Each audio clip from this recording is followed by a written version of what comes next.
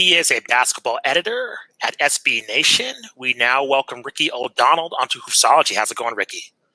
I'm good. How are you guys? Doing really well. Thanks for joining the show. And the time is appropriate as the NBA draft is coming up. It is tomorrow, or I guess today if you're seeing it, some depending on what time. So let's not waste any time, Ricky. And I wanted to get your assessment of how you're covering this draft. I mean, this is a highly unusual year considering the circumstances. Are you taking that into account when evaluating your mock draft and evaluating picks compared to previous years? Or is that kind of out the window? Or are you just strictly evaluating talent basically on their athletic ability and what they can bring to a team? Yeah, it's weird because typically I would go watch a lot of basketball in person. I usually like to go to the AAU circuit once a summer. Those top players typically become, the top players in college a year later. And then go on to the league. So I like to try to get a look at guys early. Historically, I've covered the EYBL, which is the Nike circuit, and I've also attended USA Basketball's junior mini camps, which is an annual event they hold every October. So I haven't been able to do that the last couple of years because of the pandemic, and I do think that has impacted the way I look at the class a bit. Also, not seeing any live basketball in person in terms of college hoops this year plays a factor too. So I definitely think you need to be more understanding about, certain things that everyone's going through in the pandemic, including these players. There's a few guys this year that, a guy like Jalen Johnson in particular left Duke in the middle of the season. But, it's during a pandemic. Everyone sort of needed to protect themselves while all of this was going on. So I do think it should factor into your evaluation, but maybe not too heavily. So what teams are making? Are they taking that into account considering the circumstances? Do you think the way that will unfold by the time our viewers and listeners are seeing this, will there be any kind of, are you anticipating any just due to teams adjusting to taking into account, like they really kind of a balancing act, okay, if a player underperforms during these circumstances, how much is that going to really hurt them? And how much is that going to really influence that team's decision in picking them, considering, they might be super talented based on their previous resume and their previous work? Yeah, I think it's going to be an interesting dilemma for teams. Last year was even more fascinating because there's no NCAA tournament. So at least this year they were able to get through the season. You've still seen guys rise in the pre-draft process. Someone like Chris Duarte, who I had in the mid-20s throughout the year while doing my mocks. He now is apparently getting looks in the lottery. Trey Murphy from Virginia is also a guy who's been rising a lot in the pre-draft process. Now this happens even during years when scouts can be in the gym, and this year it was a bit limited. But I think that it will impact the evaluation process a little bit, but just the fact that we could get through a college basketball season and, the international players are able to get through their season. The G League still did their bubble, which Jalen Green, Jonathan Kuminga, a couple other top guys in this class were involved in. The fact that we were able to get through all of it, I think it does allow a relatively full view of each of these prospects as they enter the draft. Ricky, I wanted to ask, just generally speaking, and by the way, listeners, be sure you check out Ricky's mock draft on SBNation. Really great info on that. I wanted to ask you, we as NBA fans, I think every single year going into a draft, we have this, we fantasize about all the trades that could happen. I just wanted to ask, with this year being different, or just this year in general, the prospects that you're seeing, the info that you've gathered, do you predict this being like a busier night in terms of trades and moves along the draft as the first round progresses, or do you see it being more quiet? Yeah, well, we already got one, right, with Memphis and New Orleans agreeing to that trade, swapping picks 10 and 17. So the rumor has it the Grizzlies could be looking to move up again from number 10. There was rumor today the Knicks, who have picks 19 and 21, they're looking to move up to consolidate for one elite talent. So I think there's going to be a lot of trades, potentially, right? It's always hard to sort of scope out exactly what they're going to be until you know how the board's going to break. But I would anticipate, with the way this NBA season finished, the Bucks being the champions, the Suns in particular being the 2 seed in the West, but they were a long shot to make the finals. I think that a lot of teams are seeing an opportunity, and that's going to lead to more aggression in terms of team building, I think, throughout the offseason. It's kind of a weak free agent class, too. That plays into it. So typically there's a lot of movement starting on draft night. That's like the official start of the next season, it always feels like. And I anticipate to see quite a bit of movement on draft night, even if it's tough to scope out what it's going to be right now. Awesome. And speaking of teams at large, I also wanted to get your thoughts. Just generally speaking, if you're to look at the entire first round, maybe it's number of picks, or I guess just generally speaking, what teams stand out to you as teams that could really increase their potential for success next year? So maybe not necessarily the most talented player, but as far as team building goes, who can raise their ceiling the most out of the teams you're seeing? Yeah, I think you got to look at the top of the draft. I think this draft is pretty top heavy. In particular, there's 3 players in this class with Cade Cunningham, Evan Mobley, Jalen Green, who I think all would have gone number 1 last year over Anthony Edwards. I'm already doing my 2022 mock draft, and I don't see any prospect in 2022 that is as talented as those 3 in this class. So I think those are the teams that are the big winners. Now, Detroit and Houston, they really feel like they're at the very start of their rebuilds. Cleveland is a little bit further along just because it's been a few years since LeBron left. They have Darius Garland, who I thought really took a leap in his second year. Isaac Okoro, decent rookie year. And then you have Colin Sexton, who had the big scoring jump. Are they going to trade him? There's so many rumors around that. They also have Jared Allen as a restricted free agent. So I love where they're sitting at number 3 because I think Evan Mobley is good enough to go number 1 overall in many drafts. I would take him number 2 behind Cunningham. It sure seems like the Rockets are going to opt for Jalen Green. So I love the idea of Mobley in Cleveland. I think he's a perfect fit next to those 2 small guards in the backcourt if they do end up keeping Sexton. I also think he could play the 4 next to Jared Allen should they bring Allen back on a fat contract and restricted free agency. Also, you're just not going to play them both together the whole game, so you can still play Mobley at the 5 for long stretches. I love Mobley. I think he's the best defensive prospect in this class. If everything comes together, it wouldn't shock me if he's the best player in the class. Now, there are a few swing factors that are going to contribute to that, most notably strength. You just look at him, he's a thin guy, doesn't always play with force around the rim, and can get moved off his spot a bit, but the natural talent is off the charts in terms of his movement ability, his passing ability, his shooting potential. I love Evan Mobley. If I'm a Cavs fan, I'm doing backflips right now that he's going to fall to number 3. So speaking of that, full disclosure, I am a Rockets fan, and even if I weren't, I do think their position at number 2 is fascinating, and that most people are projecting Jalen Green to go there at number 2. Can you talk about that a little bit more and why the Rockets might not be picking up Evan Mobley at number 2? Yeah, well, I think it's a coin flip. Jalen Green's awesome. I think Jalen Green's really a stud.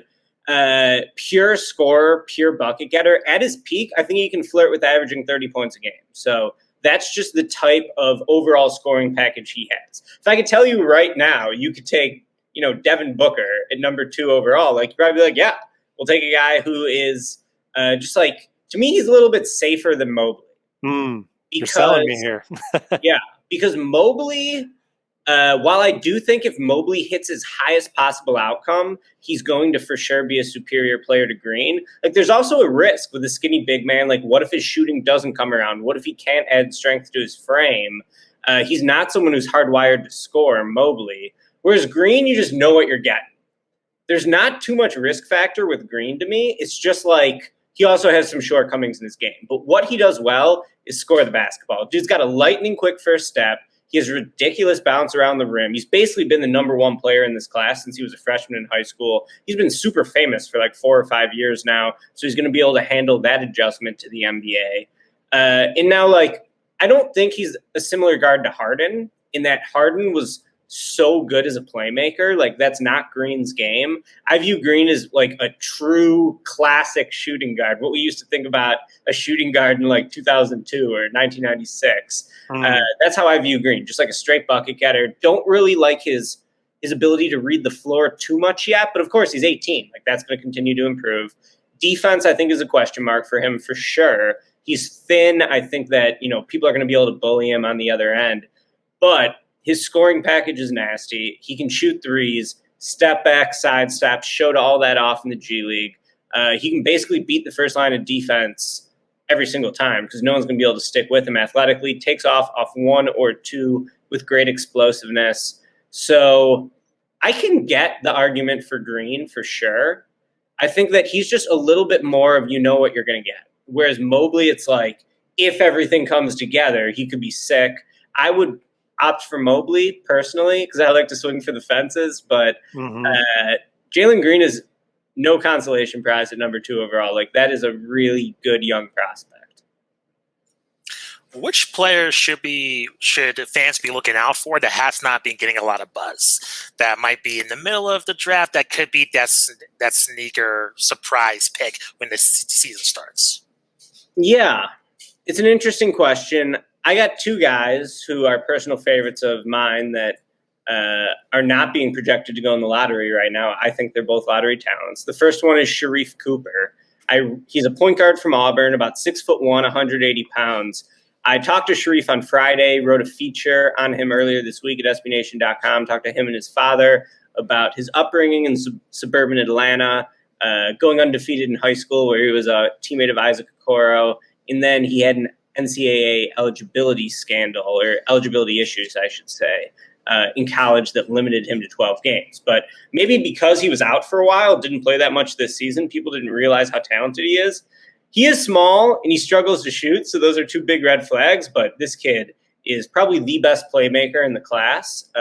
Brilliant ball handler, passer, ambidextrous. He's the best alley-oop thrower I think I've ever scouted since I've been doing this since 2014 or so. His first game after a 72-day layoff with Auburn because of the NCAA investigation, he hadn't even practiced in 72 days. He was just brilliant. He had like 26 points. He threw like 4 or 5 alley-oops. His vision is remarkable. He has always put up big scoring numbers on the EYBL, the Nike League. He averaged 28 points a game. This year at Auburn, he averaged 20 points. He was the first. Him and Trae Young are the only 2 freshmen in the last 30 years to average 20 and 8. So I love Sharif Cooper. It's easy to see a guard that size and doubt him, especially when they can't shoot threes. I think Sharif probably will be able to shoot eventually, and that's going to be key to keeping defenses honest. But I love his vision. I love his passing, and he's a big sleeper to me. And then second guy I'll mention is Jaden Springer out of the University of Tennessee, 6'4" freshman guard. Despite the fact that he's a freshman, he's a full year younger than Cade Cunningham and Evan Mobley. He's the youngest American player in this class. Very strong, powerfully built guard. I think he might be the best on-ball defender in this class. That title often goes to Davion Mitchell on Baylor. By the way, Davion Mitchell, 4 years older than Jaden Springer. So I don't know if Jaden Springer is going to be an instant impact contributor, but I do know he's strong as hell. He's a great on-ball defender. I watched him at the high school level on IMG Academy. He led that school to a national championship as a junior. He didn't really get to show all of his offensive skills, I thought, at Tennessee because they didn't have any shooting. He was playing on a cramped floor. He didn't have the best freshman season, but he did lead the team in scoring. He was awesome defensively on the ball. He's got good size. He didn't take a lot of threes, but he made them at a 44% clip. So the shot's a little bit of a question mark. Not the most flexible athlete, but like really powerful, can move guys off their spots with his strength. I love Jaden Springer. I would take him in the lottery, absolutely. I think it's crazy. Him and Sharif might both slide out of the first round. So those are 2 of my favorites in this draft who are a little underpublicized, in my opinion. I noticed in your mock draft, very few international players. Is this a down year in terms of international talent, or could this be a trend in terms of where the draft is going, in your opinion?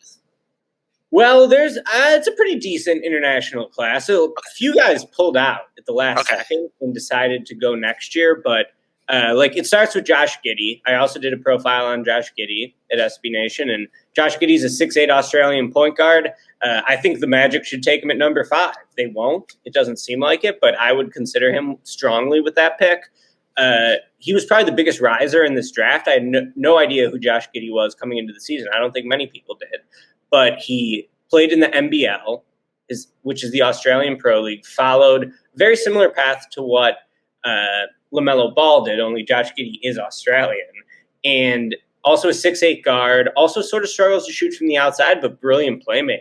And him and Cooper, I think, are just really fascinating for their facilitating ability. And it seems like every team needs creation, right? If you don't have creation, that's your number one need on almost every team. And those two guys are, I think, high-level bets to be good creators.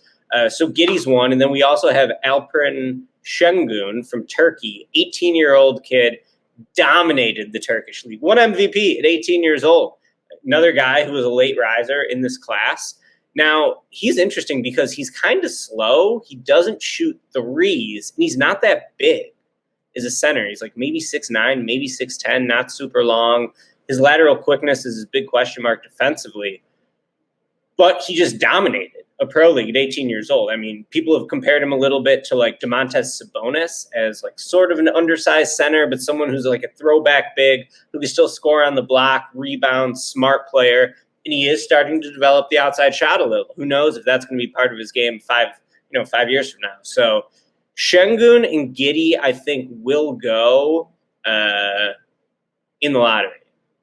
Then you got Franz Wagner, who played at Michigan, but he's from Germany. He, could have stayed in Germany and played pro there, but decided to follow in the footsteps of his brother, Mo Wagner, who's currently, I think, on the Wizards.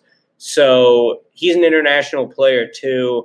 You also have Usman Garuba from Spain, drawing Draymond Green comparisons as an undersized defensive big man who sort of stagnated offensively over the last year, but he's been considered a big-time prospect in Europe for several years now. I like Garuba, too, as a top 20 pick. So decent international class. There's no Luka Doncic this year, but I like the international class this season quite a bit, actually. I think there's some good bets in there. Awesome. I wanted to go back. You mentioned that, Jalen Green is in the G League. I believe Kuminga as well, both lottery prospects, most likely going in the lottery there. How do you compare, you've been scouting this for a while. How does scouting in the G League compare to scouting in the NCAA? Is there more legitimacy as far as future pro potential goes, less legitimacy, or do we just kind of not have a big enough sample size yet? Yeah, so this was the first year, right? The first year that they opened up the G League Ignite team. That team was all 5-star recruits who didn't want to play college basketball. They got paid instead to go turn pro and did not have to worry about school and to have their job be basketball. And I thought it was incredible. I thought the NBA did a terrific job with this team. They surrounded him with veterans like Jared Jack was on the team coming off the bench. The whole program was run really well. And I think the competition you face in the G League certainly is better than the competition you face in college basketball. They're going against, guys who are the best player on their college team often cases, but couldn't make the league or just a cup below the league. So I thought the Ignite team was sick. I thought it was terrific. I'm excited for it next year. Next year is Jaden Hardy, who's probably the best guard in next year's class. Great pull-up shooter. He's going to be the centerpiece of that Ignite team next year. But I thought Jalen Green and Kuminga had a really good experience. Green in particular, I thought, was awesome. I knew Jalen Green was super talented, but I was also impressed that he was that productive in the G League at such a young age. Kuminga, on the flip side, really struggled. His shooting percentages were terrible. He looked a lot more raw but toolsy, right? You could see him being a good player 5 years from now, but right now, what's he good at? I don't know. He's got a while to go, but Green was awesome from day one. I thought the G League program with the Ignite was a huge success and is something, we're going to continue to see in the future. Is there anything that you're seeing or hearing? I mean, I personally would like to see the G League expand and give these talented players out of high school an opportunity. But is there anything that you're seeing with the changes in NCAA rules potentially inhibiting the G League from expanding like this? Well, in terms of like player motivation to join the G League versus NCAA. Yeah, it's interesting. I mean, I love it from a player's perspective. It's like, who's going to pay me the most for my talent to go there? Like, right. Isn't the rumor right now that the Alabama quarterback has like $1 million in endorsements from the NIL? So hell yeah, that's great. I mean, we haven't really seen the extent of it in the NCAA. yet. It's all coming together so fast. We're all in it for the first time together. So it'll be interesting. But I mean, Jalen Green, I think, got paid $1 million. I think you could look that up. But he got a hefty paycheck to play in the G League. Now, you could go play in Australia too, like LaMelo Ball did, Josh Giddey coming from that league. Next year, one of the top prospects in France actually chose to play in Australia rather than the G League or college. So I think that all three of those routes are going to be legitimate. You could probably see pretty good money depending on the caliber of prospect you are at all three routes. So I think it's great for players to have options to do where they feel the most comfortable. And, all of those routes are going to have, top picks in the last couple of years. So to me, it seems like all of them are pretty good. If you're a good basketball player, the NBA is going to find you. That's what I would say. Definitely. I have to ask, this is a little bit switching topics here. We have some listeners that are Celtics fans, and I know that they don't have any picks in this first round. Do you see any potential, or are you hearing anything that the Celtics might make some noise in this draft anyway, get involved in trade somehow? I haven't heard that. So I don't know. Obviously, it's Brad Stevens' first time as a GM. Now, the Celtics do have pick 45, which could be a decent pick. I mean, I do think that every year there's typically a few good second-round picks. I got some second-round favorites off the top of my head. Kessler Edwards, sort of a 3-and-D wing prospect from Pepperdine. He's someone who I would definitely look at, especially if he lasts till 45, which is the Celtics pick. I think he's good. It's interesting to say, like, who's still going to be on the board at that pick. But Joe Wieskamp is a shooter from Iowa who played off Luka Garza, was the National Player of the Year this year. Garza's also in this draft and could be selected in the second round. But I like Wieskamp as well as sort of a sweet shooting wing. In terms of trading up, I haven't heard any buzz on that. But historically, the Celtics are active, so we'll see. Mm-hmm. Ricky, just shifting gears a little bit, and if Matt wants to circle back to the draft, he's more than welcome to. But I want to get your thoughts on this Team USA in the Olympics so far, and your assessment on their performance so far in terms of the national narrative of them just being an embarrassment. That's just been kind of the national narrative when, I think, in my opinion, I think the international competition is really good. And it's just a matter of, Team USA, if they put out a mediocre squad, or not even a mediocre squad, I would say, even if they put out their top players, to expect them to blow out teams like they did Iran, it's just not going to be realistic. So what do you make of this team so far? Do you think it's just a massive overreaction in terms of kind of that national narrative of just, Team USA should just demolish every team? Or do you think this is just going to be the story from now on for future Olympics where each year Team USA, they're going to have to fight to win the gold every single year? Yeah, obviously the rest of the world has improved, but I mean, come on. We can't show too much humility here. Team USA should go undefeated and win the gold every year in the Olympics. I believe that. We are the most talented basketball country. Yes, the rest of the world has gotten better, and the rest of the world has caught up, and like that French team was awesome. Nigeria, that was sort of inspiring to see. That Nigerian team, though, had 5 NBA players. So, like, that was a legitimately good team. You're seeing a lot of NBA players, throughout this tournament. The issue is that who put together this American team? The roster construction is totally flawed. For one, they don't have any pure playmakers on the team. Trae Young, Ja Morant, LaMelo Ball, those are the guys that I would have chosen for this team. One of those guys, at least, you need on this team. They also don't have much size. Now, to be fair, if you look at the best centers in the NBA, not many born in the United States. I thought Jared Allen could have been a decent pick for them, as someone they could have slid to the 5. How about Rashawn Holmes, who just had a breakout year for the Kings? It sounds crazy that I'm pleading for Rashawn Holmes on Team USA, but they have no size. They have Bam, who's undersized as it is at the 5. And then they added JaVale late in the process. So what they actually did was just take all guys who are like a walking bucket. They basically just took isolation scores. Dame, Beal was on the team, but he's gone now. Dame, Durant, Zach LaVine, Middleton, Tatum. I'm forgetting someone else too. So it's just like a Booker. It's just a lot of guys who's like, they're just pure scorers. And when I watched that game against France, I thought they were like making stupid passes around the perimeter. Like, they were deferring too much. It's like, no, you're Kevin Durant, just take over. Like, no one should be able to stop you. So, to me, this team needs Trae Young or John Morant or LaMelo. They need a pure playmaker. They need more size. France beat them by going with two bigs late in the game with Gobert and, another center they had, Vincent Poirier, I think. Yeah. So, bad roster construction. And if the Americans don't win gold, I think they should feel ashamed. I mean, maybe it's a hot take. Like, I respect the rest of the world. The rest of the world is awesome. And it's cool that America, through, the Dream Team in 92, has inspired the rest of the world to be great basketball players. But we should win. So totally agree. I think the roster construction is just poor. That's my take on it. What do you think about the coaching? Because just watching that game against France, I didn't understand them just jacking up threes when they had an opportunity to tie the game. And I don't know, it just seemed a lot of the blame falls on Popovich as well. And I want to ask you, Ricky, because I'm wondering about this. The way that Team USA was constructed for this Olympics, is it different than in previous years in terms of how the roster was constructed? Because I got the sense that they made sure with Mike Krzyzewski that these guys at least played in some world championships, that there's some cohesiveness going on each summer leading up to the Olympic Games. Was this year different with this roster construction?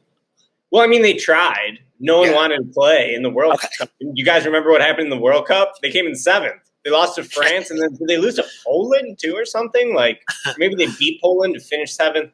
Anyways, they lost 2 games in that. They came in 7th. And they had a pretty good team. I mean, they had Tatum and Middleton and Brook Lopez and Miles Turner, and they shouldn't have lost.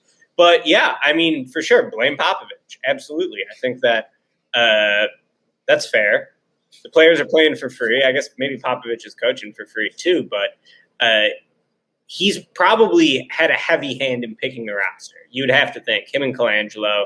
Obviously, guys didn't want to play in the World Cup, which is understandable, and the rest of the world has more cohesion. Yeah.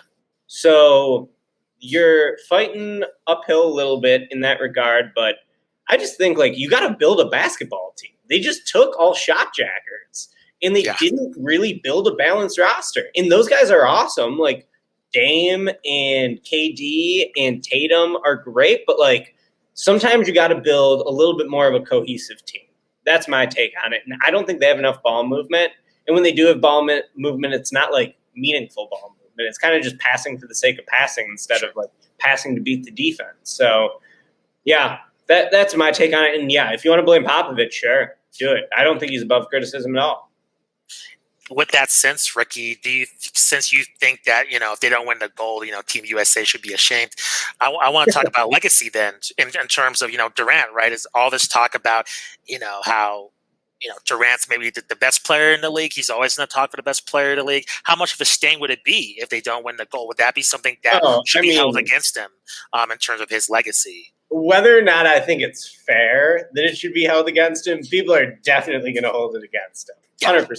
Just like they hold it against him with going to the Warriors, right? It's like, for Durant, he's truly an all-time great player. He's the second best player of this generation. I mean, maybe you could argue he's third behind Steph, but he's amazing. He's one of the best basketball players I've seen since I've been alive. And to me, that should be not even a debate. The guy's a flat-out superstar. But people will look at his career, I think, at the end of the day and be like, well, they say it already, like, your rings don't count. You took the easy way out. I don't agree with that criticism at all, but obviously people are going to bring that up forever. And I think him playing on Team USA was sort of a way to, like, fortify his legacy, right? Like, he's going to break all these USA basketball scoring records because I think this is his 3rd Olympics.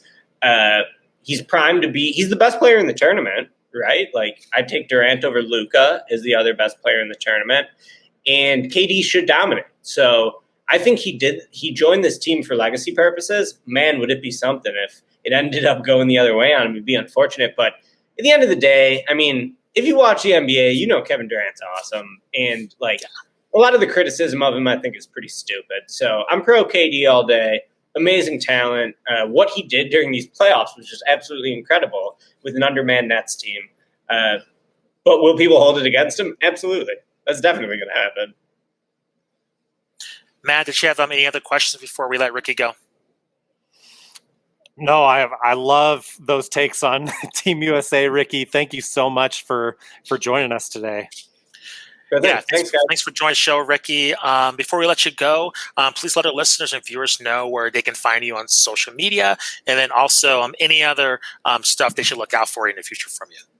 Sure. You can follow me on Twitter at SBN_Ricky, and then head to SBNation.com tomorrow night. I'll be doing live draft grades. I'll be giving some bad marks if teams make picks I don't like. I've got a big board up, top 30 there too.